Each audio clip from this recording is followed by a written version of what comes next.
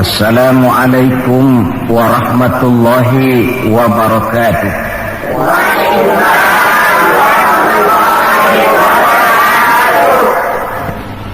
Bismillahirrahmanirrahim. Alhamdulillahi rabbil alamin. Wassalatu wassalamu ala asyrafil anbiya'i wal mursalin Sayyidina Muhammadin wa ala alihi wa ashabihil mujahidin at-tahirin, amma ba'du. Bapak-bapak, ibu-ibu, saudara-saudara, ma'asyiral muslimin rahimakumullah. Pertama, marilah kita memanjatkan puji dan syukur kehadirat Allah Subhanahu wa ta'ala yang atas izinnya saat ini kita dapat bertemu dan berkumpul bersama-sama dalam rangka memperingati maulid junjungan kita Nabi besar Muhammad sallallahu alaihi wasallam. Kita tahu bahwa sejarah sepanjang perjalanannya banyak mencatat orang-orang besar.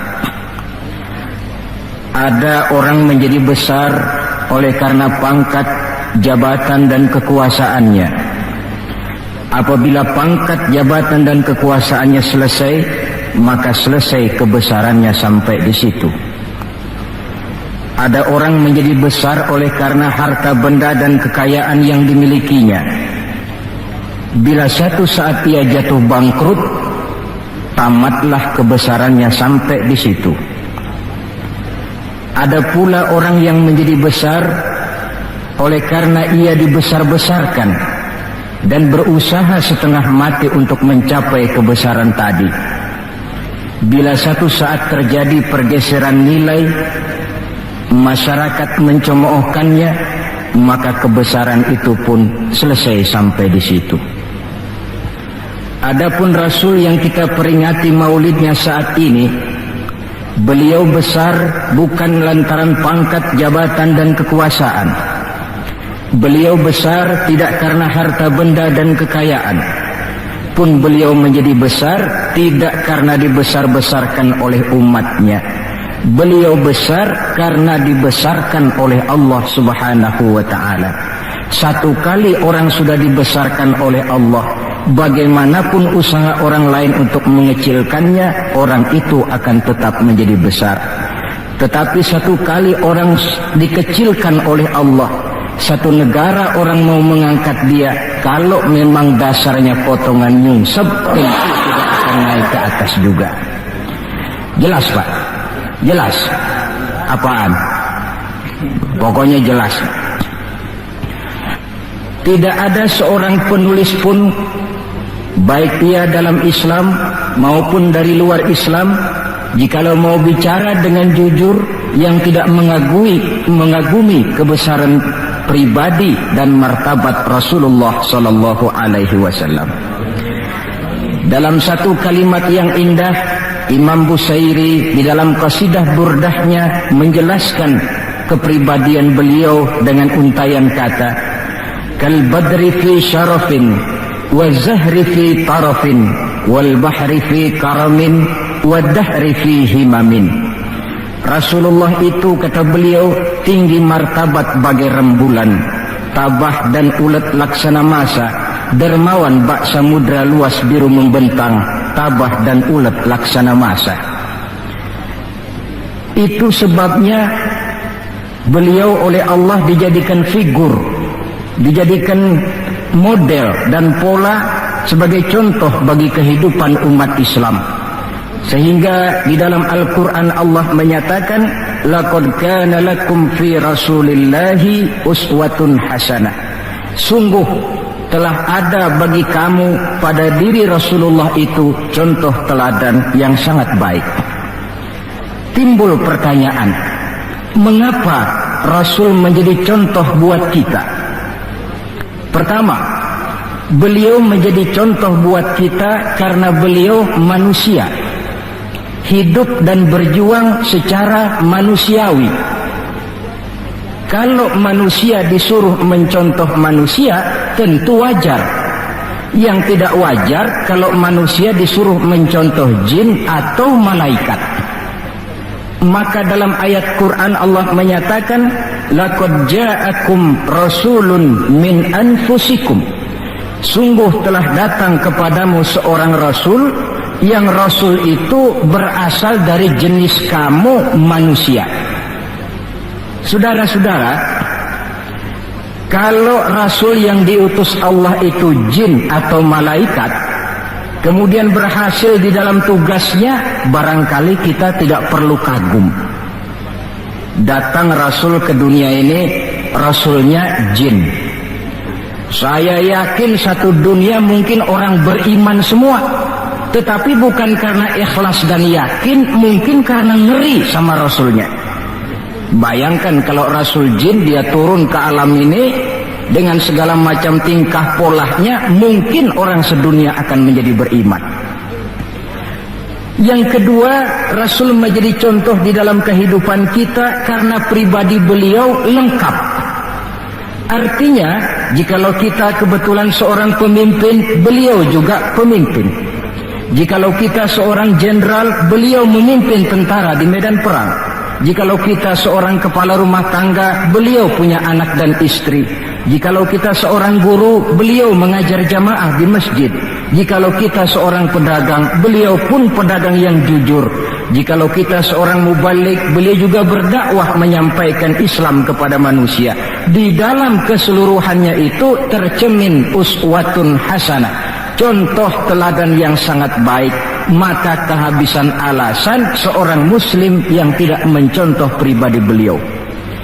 Oleh sebab itu ironi dan sangat kita sayangkan jikalau seorang muslim tahu betul sejarah kehidupan Benito Mussolini, dia hafal sejarahnya Adolf Hitler, dia tahu sejarahnya Napoleon Bonaparte, dia hafal benar ajarannya Karl Marx, tapi dia buta terhadap hidup dan kehidupan Rasulullah sallallahu alaihi wasallam. Saudara hadirin yang berbahagia, yang akan kita bicarakan pada kesempatan ini, bagaimana cinta Rasul kepada umatnya dan bagaimana sewajarnya cinta kita umatnya kepada beliau. Bahwa Rasul yang kita peringati maulidnya saat ini cinta betul kepada kita umatnya, dapat saya kemukakan beberapa data. Dari sini nanti kita introspeksi. Kalau tahulah kita begitu besar cinta Rasul kepada kita, apa tidak wajar kita juga cinta kepada beliau? Kalau logika ini sudah diterima, pembicaraan pun kita lanjutkan kepada bagaimana sih sebenarnya cinta kepada Rasul itu. Bukti pertama bahwa beliau cinta kepada kita. Saudara-saudara, menurut ukuran zaman sekarang, Rasulullah itu kan hidupnya miskin.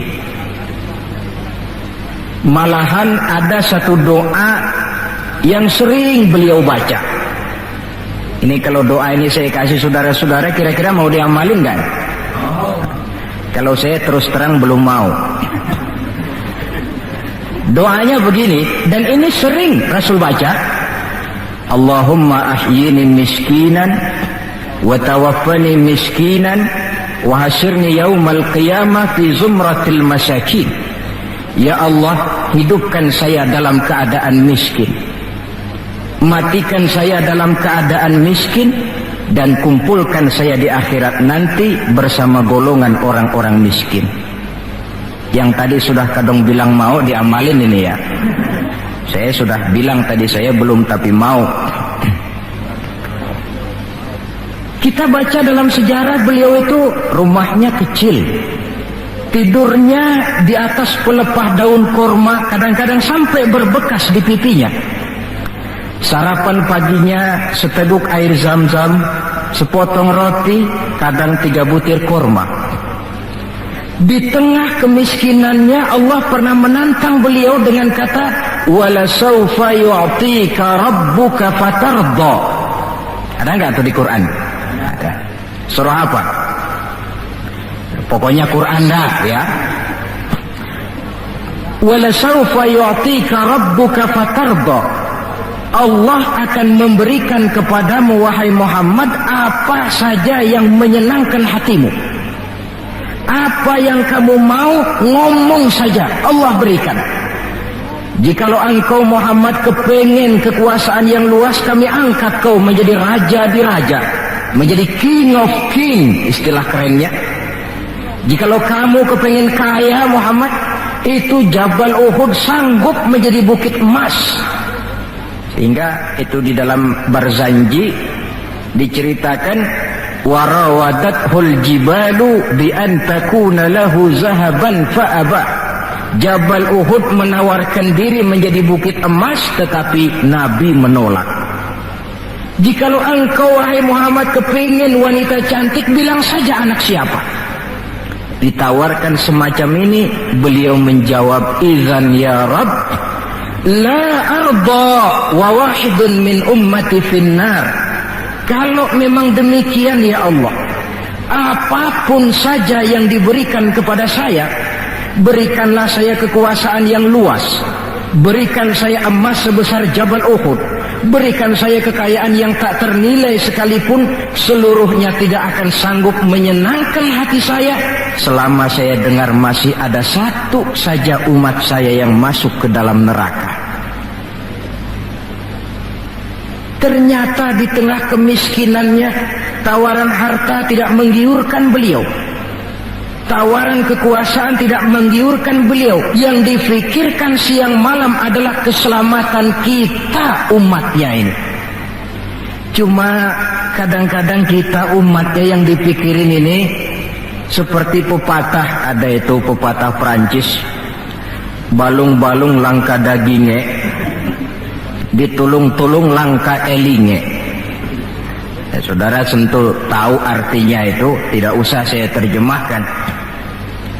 Bukti pertama. Bukti yang kedua, ketika turun perintah hijrah, ketika itu posisi umat Islam di Mekah sudah sangat terpepet. Sebagian sahabat sudah mengusulkan, kita hijrah saja ya Rasul. Kata Rasul, sabar mas, hijrah sih hijrah, tapi ini komando belum turun. Sebab kita tahu kebijaksanaan apapun yang beliau ambil tentu menunggu wahyu. Wa ma yantiqu 'anil hawa in huwa illa wahyu yuha. Nah, lantas ketika benar-benar turun itu perintah hijrah, beliau pidato di depan para sahabat, saudara-saudara, perintah hijrah sudah turun. Berangkatlah tuan-tuan lebih dulu ke Madinah. Lalu anda sendiri kapan ya Rasul? Saya belakangan. Kenapa mesti belakangan? Tuan-tuan harus tahu, yang dicari, yang dikejar-kejar, yang diancam akan dibunuh itu saya. Jikalau kita hijrah bersama-sama ke Madinah, kita akan dikejar-kejar terus.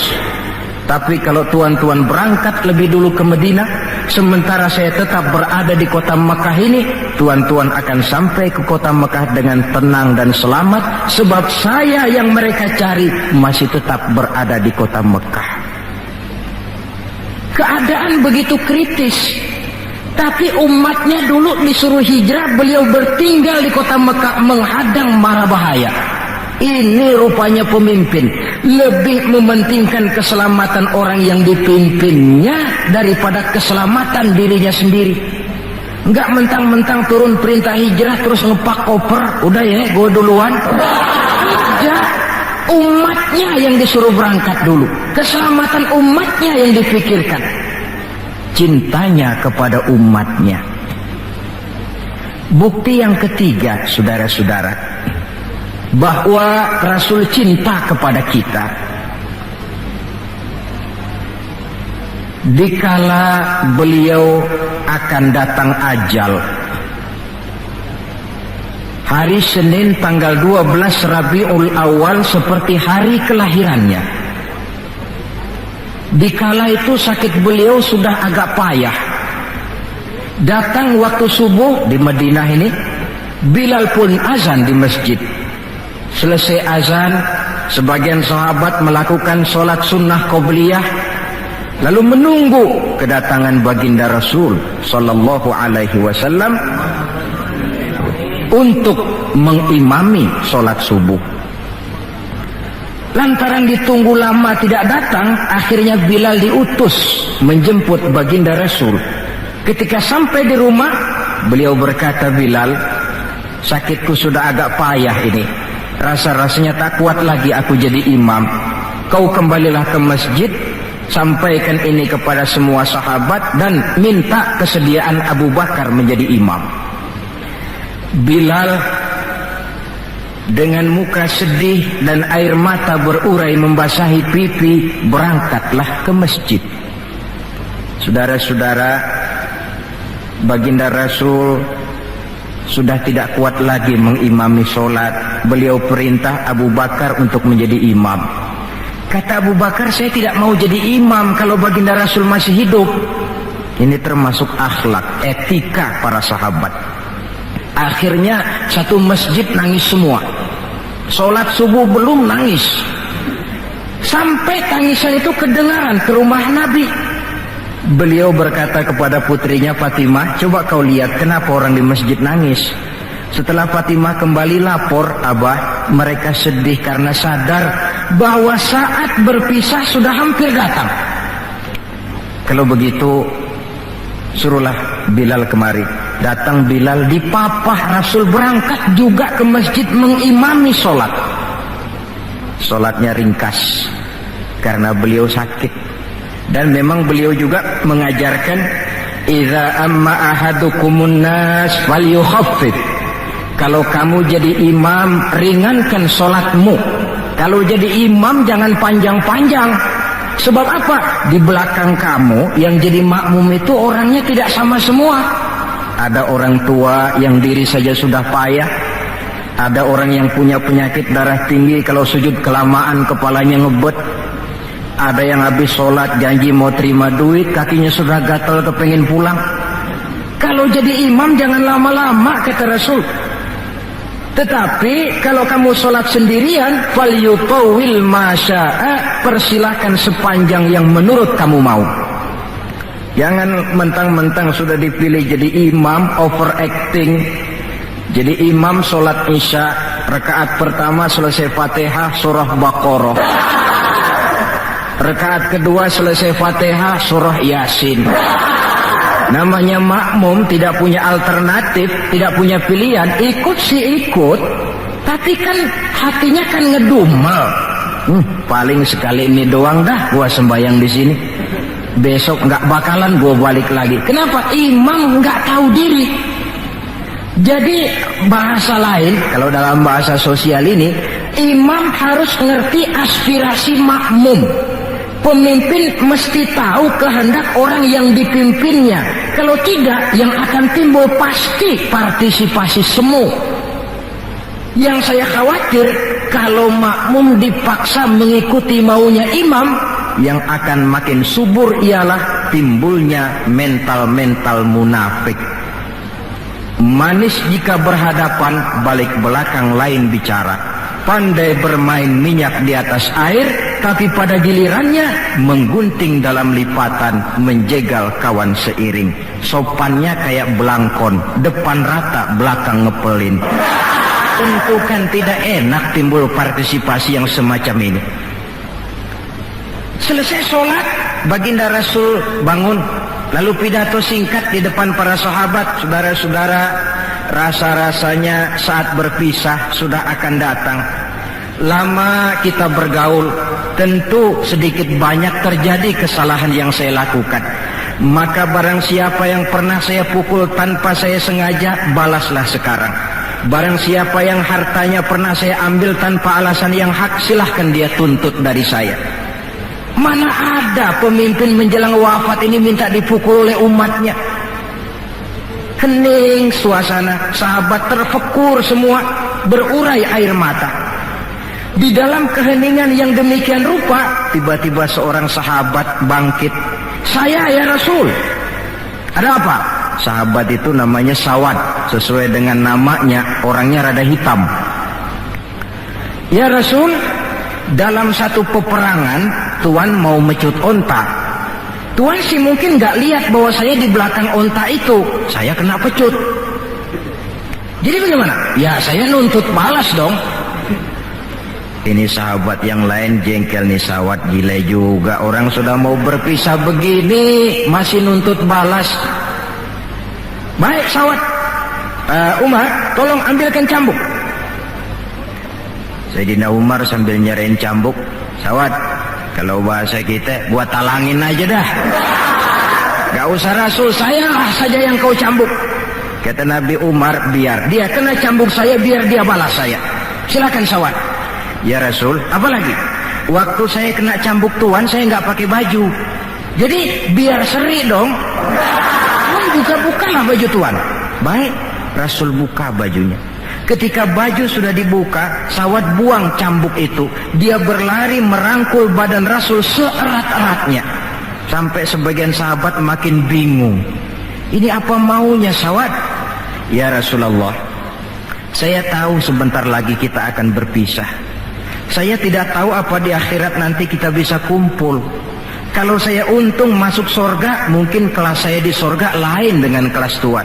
Itu kalau saya ke surga. Kalau saya nggak ke surga, sudah terang kita nggak akan ketemu. Maka sebelum saya berpisah dengan tuan, saya kepengen kulit badan saya yang hina ini bersentuhan dengan kulit badan tuan yang mulia. Kalau saya nggak akal-akalin begitu, tuan nggak bakalan buka baju katanya. Oh, rupanya itu yang dimaui sawat. Sehingga Rasul dalam keharuannya beliau berkata, siapa yang ingin melihat contoh salah seorang penduduk sorga, lihatlah sawat ini, karena dia cinta benar kepada saya. Setelah itu beliau kembali ke rumahnya, berkata kepada putrinya Fatimah, kalau ada tamu bilang Abah sudah tidak bisa terima tamu. Baik Abah. Sementara Allah memerintahkan malaikat maut datang, malaikat maut turun kau ke alam, ambil roh kekasihku Muhammad. Turun malaikat maut dalam bentuk manusia, ketuk pintu, keluarlah Fatimah putri baginda Nabi. Tuan, maaf saja, ayah tidak terima tamu. Katakan, saya yang datang. Melihat roman muka orang ini, Fatimah gemetar seluruh badannya, lalu kembali kepada ayahnya, ayah ada tamu. Saya bilang ayah tidak terima tamu.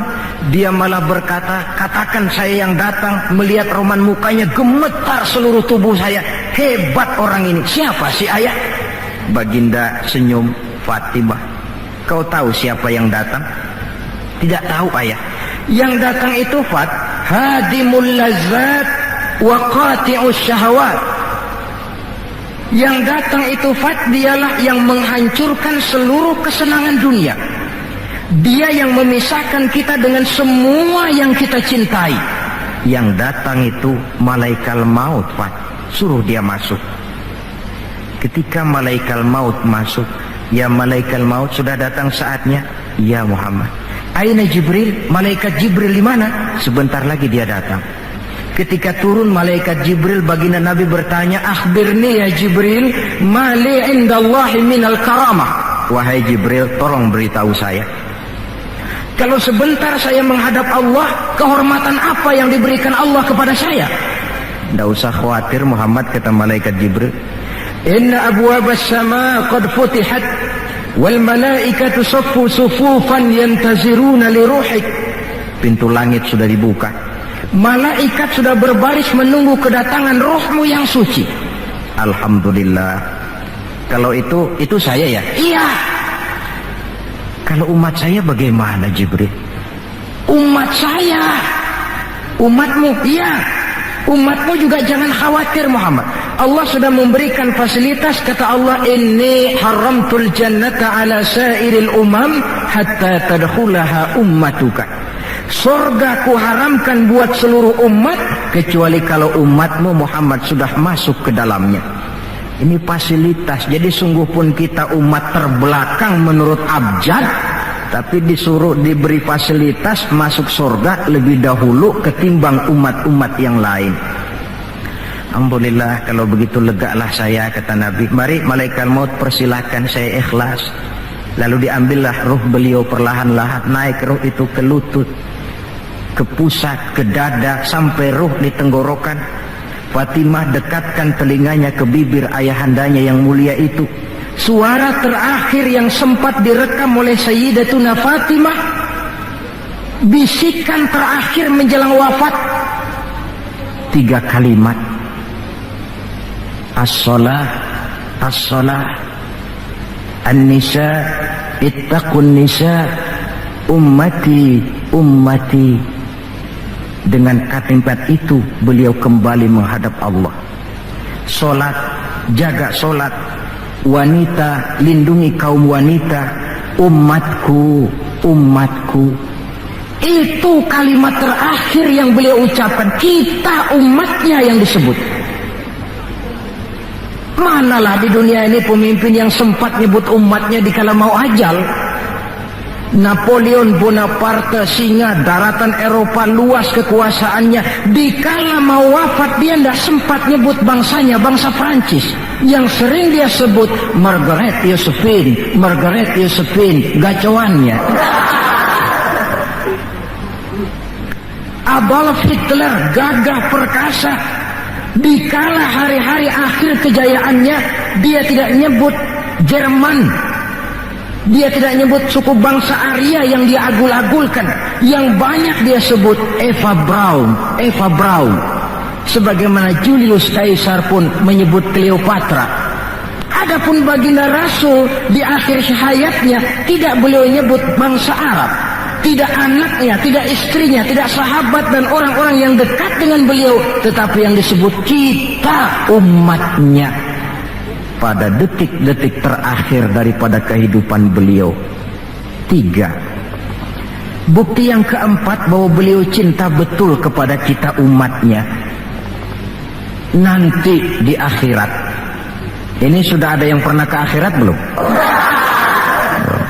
Sama. Mau? Bukan, kalau mau saya catat besok berangkat. Ini gampang kok ini urusan ini.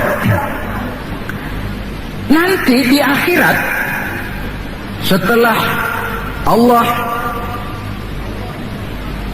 mematikan semua yang bernama hidup, maka yang pertama kali dihidupkan kembali pada kehidupan itu para malaikat. Setelah malaikat dihidupkan kembali, maka Allah memberikan tugas kepada para malaikat, katakanlah semacam panitia akhirat.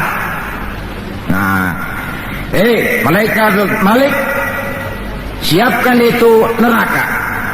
Aku akan bakar itu bajingan-bajingan tengik, koruptor-koruptor, mereka yang ketika di dunia tidak mau sujud, mereka yang jauh dari majelis taklim, mereka yang benci kepada ulama. Kau Ridwan, siapkan surga. Aku akan balas hamba-hambaku yang ketika di dunia mereka rajin sujud, dekat dengan ulama, menyintai majelis taklim, gemar berbuat kebajikan. Kamu Jibril dan Mikail berangkat ke surga, ambil kendaraan yang bernama Buraq, bawa pakaian kebesaran, turun ke alam, cari di mana kubur kekasihku Muhammad, bawa dia ke surga. Turunlah malaikat Jibril dan Mikail. Ketika itu alam sudah rata. Malaikat Jibril berdoa, ya Allah, saya mohon pertolonganmu agar bumi yang menyimpan tubuh suci Muhammad terbuka hendaknya. Terbuka kubur Nabi. Beliau bangkit dari kubur mengusap-usap mata seperti orang bangun tidur. Tengok kanan malaikat Jibril, tengok kiri malaikat Mikail. Lalu beliau bertanya, ayu yaumin hadza ya Jibril? Ini hari apa ya Jibril? Kata malaikat Jibril, ya Muhammad, hadza ma wa'ada ar-Rahman. Inilah hari yang dijanjikan Allah. Ini hari kiamat Muhammad. Kiamat, kiamat. Ya Jibril, jikalau ini memang hari kiamat, aina tarakta ummati? Kalau ini memang hari kiamat Jibril, umat saya di mana? Kita yang ditanya. Bangun dari kubur, tahu kalau itu hari kiamat, pertanyaan pertama, umat saya di mana? Barangkali kalau saudara yang bangun paling dulu dari. Adapun baginda Nabi, saudara-saudara, ketika pertama bangkit dari kubur itu, kitalah umatnya yang menjadi pertanyaan pertama. Malaikat Jibril menjawab, ya Muhammad, tidak ada orang yang dibangkitkan sebelum kamu. Kaulah orang pertama. Lalu bagaimana sekarang? Kita ke surga. Perintah Allah, perintah Allah. Berangkat ke surga. Setelah di surga, beliau seperti orang bingung. Sampai Allah menegur, ya Muhammad, apa kurang enak surga? Enak ya Allah. Apa tidak cukup fasilitas? Cukup. Kenapa kamu seperti orang tidak betah? Saya mikir umat saya ya Allah. Iya, saya sudah enak-enak duduk di kursi empuk. Umat saya bagaimana umat saya? Jadi mau kamu bagaimana? Saya minta izin ya Allah, mau keluar dulu, mau tengok saya punya umat. Sudah di surga permisi keluar mau tengokin umatnya. Dikala kita umatnya lewat di atas sirat, beliau angkat kedua tangan seraya berdoa, Allahumma sallim sallim. Ya Allah, selamatkan umatku yang sedang lewat di atas sirat, selamatkan ya Allah. Dari dunia sampai akhirat beliau cinta kepada kita. Dari dunia sampai akhirat beliau bela kita. Betapa pemimpin semacam ini tidak kita cintai. Masalahnya sekarang, kalau kita sudah sependapat bahwa kita juga cinta kepada Rasul, apa sih artinya cinta kepada Rasul itu? Hadirin, pertama, man ahabba syai'an aktsara min dzikrihi. Siapa yang cinta sesuatu, dia tentu banyak menyebut yang dia cintai. Ini tandanya orang cinta, banyak nyebutin. Kalau saudara cinta kepada harta, tentu kalau ngobrol yang banyak saudara sebutin harta.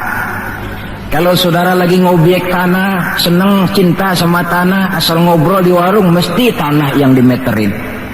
Walaupun tanah orang. Kalau saudara kebetulan sedang jatuh cinta kepada seorang perempuan, bahkan dalam tidur pun kebawa-bawa namanya saudara sebut. Orang yang cinta sesuatu, dia banyak menyebut yang dia cintai. Cinta kepada Nabi, banyak menyebut Nabi. Menyebut Nabi apa lalu? Muhammad, Muhammad, Muhammad, Muhammad. Tentu bukan. Sebab kita tahu dalam kehidupan sehari-hari saja kita punya tata krama. Gubernur lewat, tentu tidak berani kita secara langsung menyebut namanya. Mesti kita berkata, itu ada Bapak Gubernur lewat. Kita sebutlah predikatnya. Itu ada Bapak Menteri lewat. Itu kepada pejabat. Entahlah pula kepada seorang junjungan alam. Banyak menyebut Nabi artinya banyak membaca sholawat kepada beliau. Sekurang-kurangnya Allahumma sholli ala Sayyidina Muhammad wa ala ali Sayyidina Muhammad. Satu. Yang kedua, orang yang cinta kepada sesuatu biasanya menjaga, memelihara warisannya. Kita punya orang tua meninggal dunia, ada warisannya, tentu kita jaga sebaik-baiknya. Sudahlah, nggak bisa nambahin, sekurang-kurangnya nggak jualin melulu. Jikalau Rasul meninggalkan kita, jelas beliau tidak meninggalkan harta, beliau tidak meninggalkan kebun, pabrik, tanah dan sebagainya. Tapi beliau meninggalkan warisan kepada kita untuk kita jaga, kita pelihara bersama. Apa yang warisan yang beliau tinggalkan? Prinsipnya 3. Yang kedua terdapat dalam hadis, taraktu fikum amrain lan tadillu ma in tamassaktum bihima abada, kitaballah wa sunnata rasulih. Aku tinggalkan kepadamu 2 perkara yang jikalau kamu mau berpegang teguh kepada keduanya, kau tidak akan sesat untuk selamanya. Quran dan sunnah Rasul. 2. Warisan yang ketiga dalam hadis, al-ulama warasatul anbiya. Ulama adalah ahli waris Nabi. Kalau demikian, maka warisan Nabi itu 3: Quran, sunnah, ulama. Inilah warisan yang perlu kita jaga, warisan yang perlu kita pelihara, yang kita laksanakan dan terjemahkan di dalam kehidupan kita. Mari kita lihat. Warisan pertama, Quran. Kitab suci bagi kita umat Islam. Bagaimana cara kita memelihara warisan yang namanya Quran ini? Pertama, usahakanlah agar membaca Quran menjadi salah satu hobi di dalam kehidupan kita. Kata Nabi, innal ladzi laisa fi jawfihi syai'un minal Qur'an kal bait. Orang yang dari tenggorokannya tidak pernah keluar ayat Quran barang sepotong pun, belum pernah ngaji barang seayat pun, itu orang, kata Nabi, kayak rumah kosong. Rumah biar bagus, potongan Spanyol, gede, mahal, kalau kosong kan angker. Kuntilanak, tuyul, memedi, betah di situ.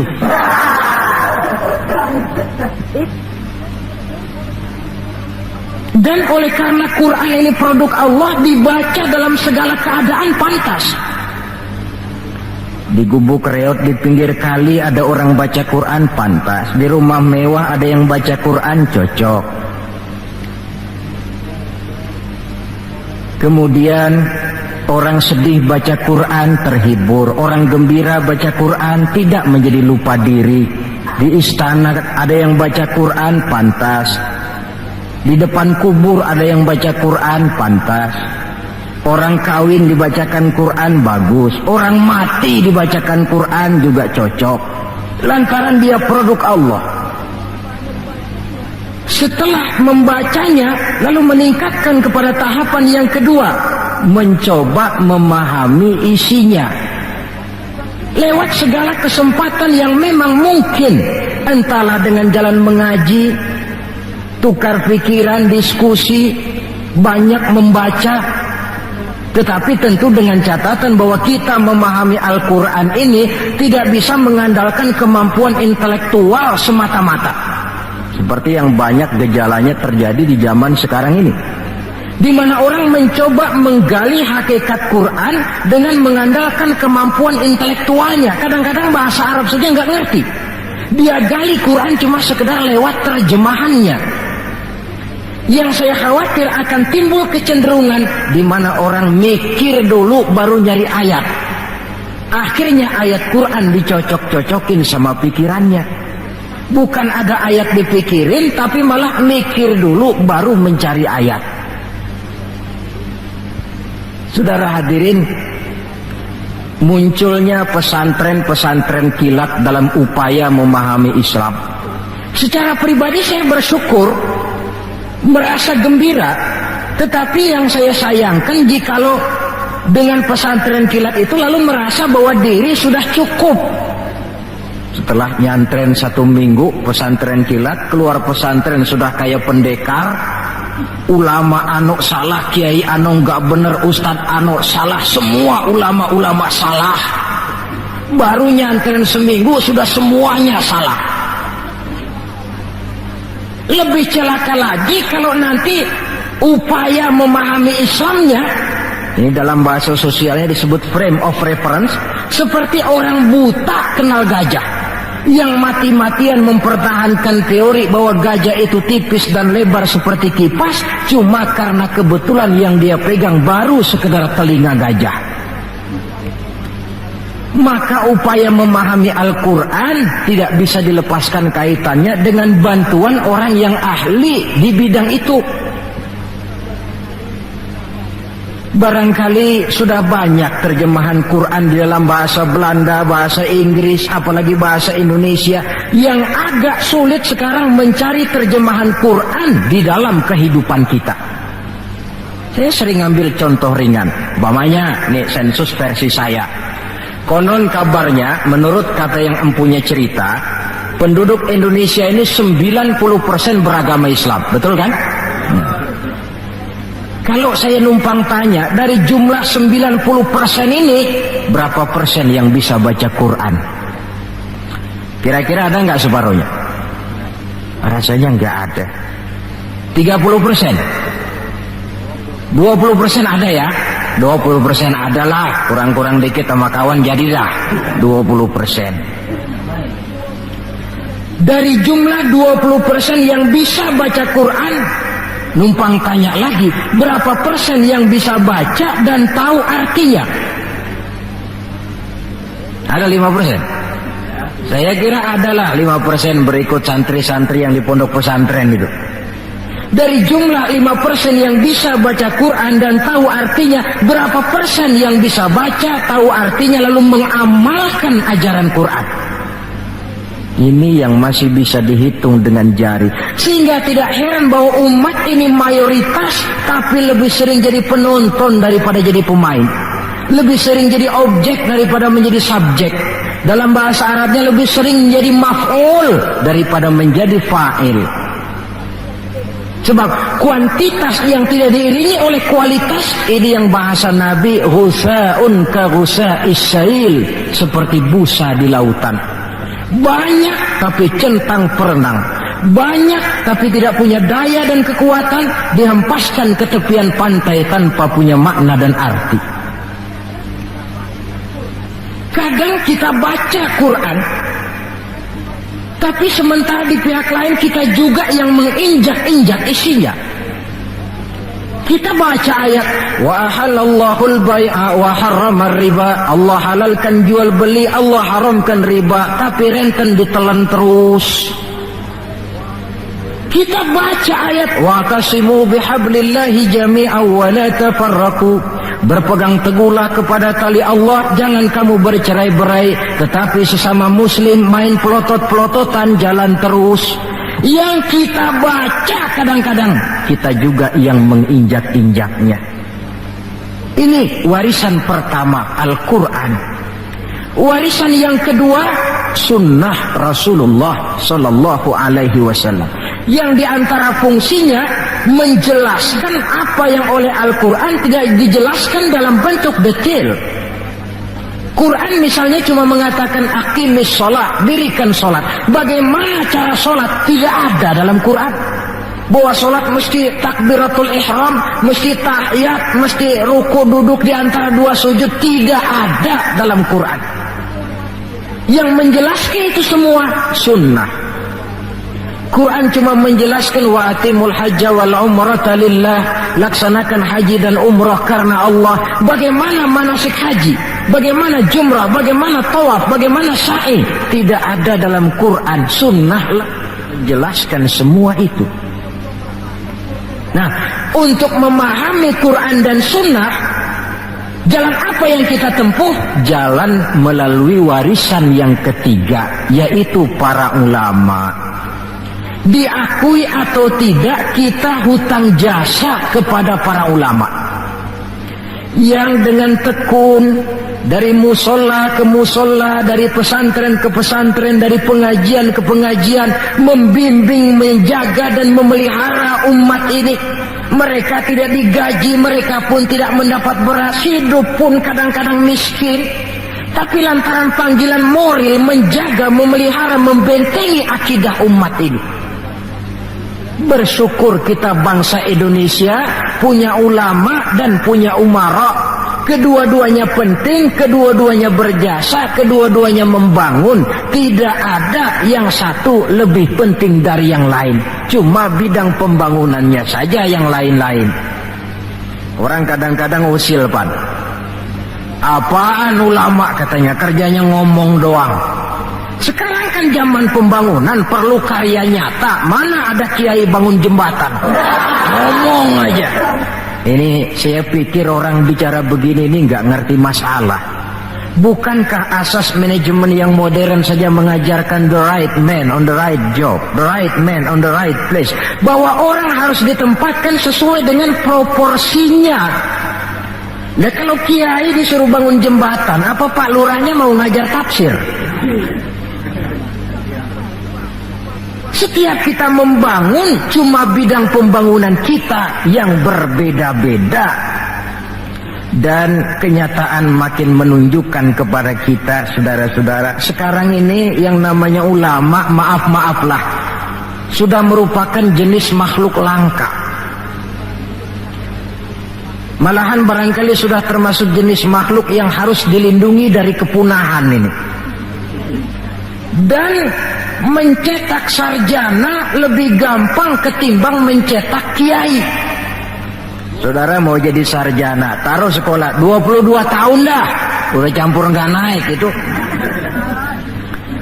Ya cobalah kalau TK 1 tahun, TK 1 tahun, SD 6 tahun, PAN 7 tahun, SMP 3 tahun, 10 tahun, SMA 3 tahun, 13 tahun, kuliahlah 5 tahun, 18 tahun, cadangan nggak naik lah 4 tahun.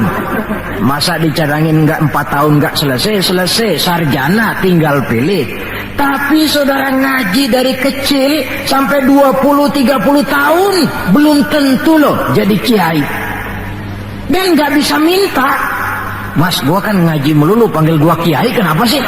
Loh kiai minta begini kan nggak bisa. Kalau ilmunya diakui, akhlaknya jadi contoh, perjuangannya diteladani, umat bersimpati, lalu masyarakat beramai-ramai secara praktis menyebutnya kiai. SK-nya itu di tangan umat. Oleh karena SK-nya di tangan umat, dia tidak kenal pensiun dan jam kerjanya pun 24 jam. Kapan umat perlukan, dia mesti berangkat. Yang saya khawatir, kelangkaan ulama ini menyebabkan terjadinya pergeseran nilai, dan ini pernah dianalisa oleh baginda Rasul sallallahu alaihi wasallam. Apa kata beliau? Inna min asyratis sa'ah, sesungguhnya di antara tanda-tanda kiamat. Gak usah mikirin kiamat beneran dah, saya juga gak pengen ngalamin kiamat mini, kiamat kecil-kecilan. Apa itu? Hancurnya sendi-sendi kehidupan sosial, maksiat merajalela, munkarat menjadi-jadi, yang benar jadi salah, yang salah dianggap benar, yang hak menjadi munkar, yang munkar dibilang hak. Kemakmuran cuma kata, keadilan cuma teori, hukum kayaknya cuma buat orang kecilan, orang gedean kagak mempan hukum. Padahal hukum kalau sudah pandang bulu terang, yang enak yang banyak bulunya. Siapa yang banyak bulunya? Monyet. Kalau hukum pandang bulu, monyet keenakan. Pergeseran nilai terjadi. Kiamat macam ini yang kadang-kadang kita temukan dalam kehidupan. Penyebabnya apa? Kata Nabi yang pertama, ayyurfa'al ilmu, ilmu diangkat oleh Allah. Bagaimana cara Allah mengangkat ilmu dan apa maksudnya? Allah mengangkat ilmu pertama dengan jalan mematikan ulama. Makin banyak ulama wafat, makin banyak ilmu ditarik. Yang kedua, kurangnya minat orang belajar agama. Majelis taklim yang non formal atau yang formal seperti madrasah dan pesantren. Pikiran orang sudah pikiran perut. Sekolah sama dengan ijazah, ijazah sama dengan lapangan kerja. Dalam kondisi macam itu, madrasah mendapat perhatian sebelah mata. Maksudnya apa ilmu ditarik ini? Agama dikucilkan. Kalau 1-2 kali disebut-sebut agama, itu cuma alat pelengkap saja. Agama cuma pidato, agama cuma seminar, agama cuma kongres, agama cuma muktamar. Tapi bahwa agama jauh dari kehidupan sehari-hari, itu merupakan realita. Agama sudah tak ubahnya dengan daun pisang yang dikait di tepian jalan lantaran diri tak berpayung di ketika hari hujan. Dan manakala hujan usailah sudah, daun itu pun dicampakkan di tepi jalan, diinjak pula orang nan lalu. Dikala dilihat agama membawa untung, rame-rame teriak agama. Coba lihat tahun 65 begitu PKI meletus, wah rame-rame, banyak mobil-mobil mewah parkir di masjid. Begitu keadaan aman, cuman sepeda butut yang ketinggalan di depan masjid. Ini yang Allah jelaskan watak begini ini. Kullama adha'a lahum masyaw fih. Wa idza azlama alaihim qamu, mentalitas munafik. Waktu terang mereka berangkat, waktu gelap mereka mandek. Ketika di Islam dilihat ada untungnya, rame-rame teriak Islam. Asal ada untungnya, Pak, saya Islam Pak, KTP saya aja Islam. Waktu ada untungnya. Tapi ketika diminta berjuang, dituntut berkorban, yang lain dulu dah, yang lain dulu. Nah, kalau ilmu sudah ditarik, timbul ekses berikutnya. Apa kata Nabi? Wa yuzharul jahlu, nampak kebodohan di mana-mana. Lantaran ulama tidak ada yang menjelaskan halal haram, hak batil, ma'ruf munkar, tidak ada. Orang hidup menurut seleranya, timbul permissive society. Terjadi pergeseran nilai. Akibatnya kata Nabi, wa yafshu zina wa yushrabal khamr. Maka zina pun dikerjakan terang-terangan. Arak jadi minuman kebanggaan. Sebagian anak muda belum bangga kalau belum bisa mabok. Yang nggak mabok dianggap kolot, kampungan lo. Bikin malu baru kena segelas sejodoh miring. Cengeng. Teman kita no hebat sampai nyungsep di comberan. Yang nyungsep hebat. Terjadi pergeseran nilai. Lantaran apa? Ilmu ditarik, ulama banyak wafat, minat orang belajar agama berkurang. Maka sekali lagi bersyukurlah kita bangsa Indonesia punya ulama dan punya umarok. 3 warisan Nabi yang perlu kita pelihara jikalau kita cinta kepada beliau: Quran, Sunnah, dan ulama. Kemudian yang terakhir, orang yang cinta sesuatu tentu dia mengikuti, mencontoh yang dia cintai. Jikalau kita cinta kepada baginda Nabi, sekurang-kurangnya kita mencontoh pola kehidupan beliau. Saudara remaja cinta kepada Michael Jackson umpamanya, tentu lalu timbul gairah nyontoh. Ini Michael Jackson, bajunya potongannya bagaimana? Bikin. Kacamatanya model bagaimana? Beli. Rambutnya bagaimana? Oh, sebelah cukur, sebelah enggak. Bikin. Pokoknya pantas enggak pantas, nyontoh. Orang yang cinta sesuatu, dia contoh yang dia cintai. Jikalau kita cinta kepada baginda Nabi, pola kehidupan beliau pun kita perlu mencontohnya. Apa yang terpenting dalam kehidupan ini untuk kita jadikan contoh? 2 hal saja. Pertama akhlak, dan yang kedua ibadah. Kita tahu akhlak beliau bukan cuma manusia, Allah yang puji. Wa innaka la'ala khuluqin azim. Engkau wahai Muhammad benar-benar berada di atas budi pekerti yang sangat luhur. Kalau Allah saja sudah memuji, apalah artinya pujian kita manusia ini? Allah saja memuji beliau, apalah artinya pujian kita ini? Tidak cuma teman, lawan pun mengagumi ketinggian akhlaknya. Kalau orang berakhlak kepada teman barangkali masih wajar, tapi berakhlak kepada musuh, ini yang tidak semua orang bisa. Pernah selesai sholat zuhur, beliau tidur di bawah pohon korma. Datang orang kafir namanya Da'sur menghunus pedang. Muhammad, kemarin banyak temanmu, boleh jadi kau bertingkah. Sekarang kau sendiri, kalau saya tebas batang lehermu, siapa yang akan tolong kamu? Dengan tenang beliau menjawab, Allah yang akan menolong saya. Kalimat Allah kalau diucapkan oleh orang yang jiwanya bersih, pengaruhnya lain. Da'sur gemetar seluruh badannya mendengar kalimat Allah. Keringat dingin bercucuran sampai tangan licin, pedang terlepas. Jatuh pedang itu, diambil oleh Nabi. Kalau sekarang aku yang tebas batang lehermu Da'sur, siapa yang akan tolong kamu?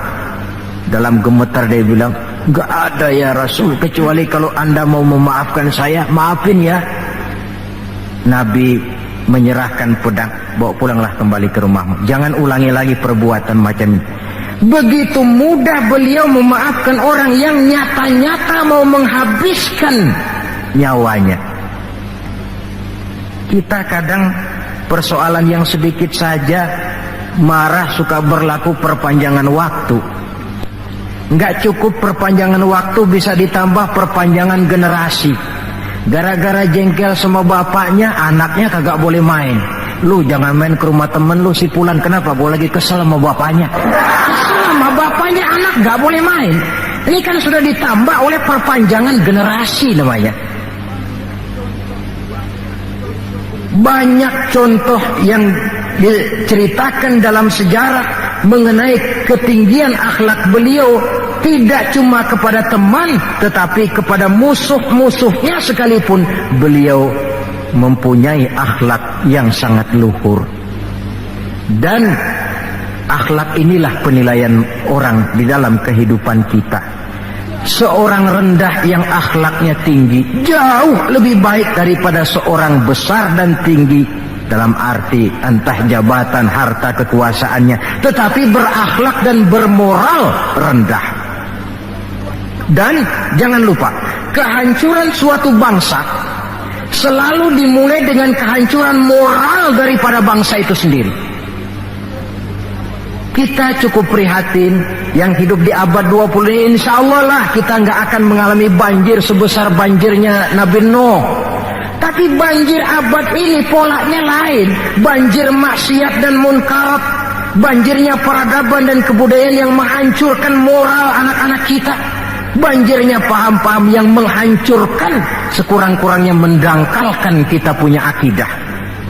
Terhadap banjir-banjir semacam ini kita perlu punya kapal supaya selamat diri, selamat keluarga, selamat generasi yang akan datang dari segala macam banjir yang tidak kita inginkan. Nah, untuk mencontoh akhlak beliau inilah kita perlu membaca, mempelajari peri kehidupan beliau. Akhlaknya ketika menjadi pedagang, akhlaknya ketika memimpin tentara, akhlaknya dalam kehidupan di rumah tangga, akhlaknya kepada para sahabat, akhlaknya menghadapi musuh sekalipun. Bukankah sejarah juga yang menceritakan kepada kita, pada waktu dakwah ke Taif beliau bukan disambut malah disambit. Ketika itu turun malaikat Jibril, ya Muhammad, kalau kau mau orang yang melontari kau dengan batu hancur, sekarang ini juga aku timpa mereka dengan Jabal Uhud biar mampus semua. Kata Nabi, jangan ya Jibril, saya ini diutus bukan untuk menghancurkan orang, saya ini rahmatan lil alamin. Jadi mau kamu apa? Saya cuma mau berdoa buat mereka. Allahumma hdi qaumi fa innahum la ya'lamun. Ya Allah, berikan hidayah, petunjuk kepada kaumku yang tadi melontari aku dengan batu lantaran mereka tidak tahu. Karena tidak tahu maka mereka lontari aku dengan batu. Andai mereka tahu, itu tidak akan mereka lakukan. Sudahlah dilontari batu, yang melontari batu malah didoakan dan doanya pun bagus. Akhlak di dalam kehidupan. Hal kedua yang mau kita contoh adalah ibadah. Hadirin, kalau ada satu-satunya manusia yang sudah mendapat jaminan ampun dari segala dosa, itu cuma baginda Nabi orangnya. Liyaghfira lakallahu ma taqaddama min dzambika wa ma ta'akhkhar. Ya Muhammad, dosamu yang dulu, yang sekarang, yang akan datang, jikalau memang ada, semuanya sudah dijamin ampun oleh Allah. Tapi makin diampuni, makin banyak ibadahnya. Lantaran sandaran vertikalnya benar, beliau dekat dengan Allah. Lantaran Allah dekat, pertolongan selalu datang. Bukankah manusia cuma pandai berusaha dan berusaha, namun kepastian sepenuhnya di tangan Allah. Kesanalah kita perlu berhubungan secara baik supaya maksud dan tujuan kita terlaksana. Nah, ibu-ibu dan bapak-bapak, maafkan saya agaknya cuma sekedar inilah yang dapat saya sampaikan pada pertemuan kali ini. Mudah-mudahan cinta kita kepada baginda Rasul bisa kita wujudkan dengan pertama, banyak membaca sholawat kepada beliau. Yang kedua, menjaga warisan yang beliau tinggalkan, Quran, sunnah, dan ulama. Dan yang ketiga, mencontoh beliau sesuai dengan batas kemampuan kita sebagai manusia. Sekian dan demikianlah, lebih kurang mohon maaf. Usikum wa iyaya bitaqwallah. Wassalamualaikum warahmatullahi wabarakatuh.